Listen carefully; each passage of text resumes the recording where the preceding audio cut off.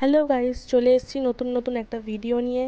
মা এসেছিল ওদিকে একটু শাক কাটতে, তো জেঠিমা মাকে একটু শাক কেটে দিল। তো এখানে মাকে কিছু একটা বলছিল জেঠিমা, সে যাই হোক। দুদিন একটু বৃষ্টির কারণে বেশ ভালোই গাটা ঠান্ডা ছিল, কিন্তু আজকে থেকে একদম সূর্যদেব মাথার উপরে বেশ ভালোই গরমটা লাগছে আবার। আর তো মনে হয় না বৃষ্টি হবে বলে এবারে ভালোই গরমটা পড়ে যাবে। প্রত্যেকবারের মতন এবারেও একদম গরমে গাটা ঝালাপালা করবে।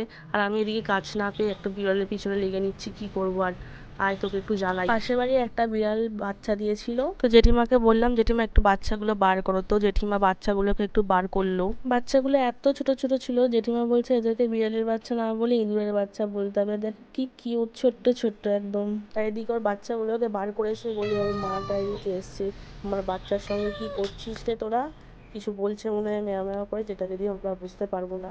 আর এদিকে দেখো এত রোদ্দুর বেরিয়েছে, এর মহারানী রোদ্দুরে গিয়ে বসে আছে। ওকে ডাকছি যে কি রে, ঘরে আয় ঘরে আয়, আসবে না কিছুতেই। তারপর ডাকতে ডাকতে ভিতরে এলো। দেখো আজকে বাইরের আবহাওয়াটা কত সুন্দর, কি সুন্দর রোদ বেরিয়েছে, কিন্তু দুদিন পরে যখন এই রোদ্দুরটা একদম বেড়ে যাবে তখন কত কষ্ট হবে। এদিকে শীতকালে এই রোদটা কত ভালো লাগে, একটু গরম পড়লে রোদটা সহ্যই করা যায় না। আর এবারে তো শুনছি আরো বেশি গরম পড়বে, জানি না কি হবে বাবা। দেখো কি সুন্দর সূর্যটা উঠেছে, শীতকালে এই রোদ্দুরটা কত ভাল লাগে, কিন্তু গরমকাল হলে আর এই রোদ্দুরটা সহ্যই করা যায় না। এদিকে এই মহারানী আবার বেরিয়েছেন রোদ্দুর পোয়াতে।